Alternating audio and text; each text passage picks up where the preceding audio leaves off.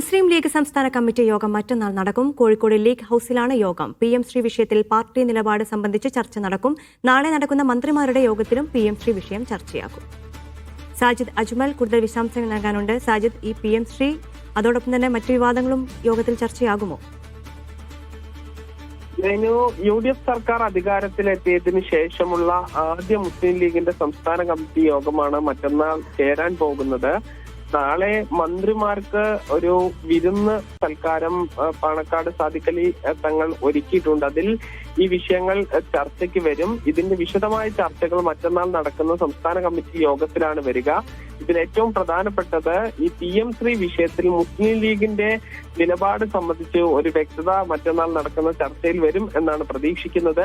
അതോടൊപ്പം തന്നെ മന്ത്രിമാരുടെ സ്റ്റാഫ് സംബന്ധിച്ച വിഷയം അത് MSFന് മാത്രമല്ല, മുസ്ലിം ലീഗ് ജില്ലാ കമ്മിറ്റിക്ക്, വിവിധ ജില്ലാ കമ്മിറ്റികൾക്ക് അതിൽ കടുത്ത അതൃപ്തിയുണ്ട്. ഈ വിഷയങ്ങളും ഈ മറ്റന്നാൾ നടക്കുന്ന യോഗത്തിൽ ചർച്ചയാകും. ശരി, സാജിദ് അജ്മലാണ് വിശദാംശങ്ങൾ നൽകിയത്.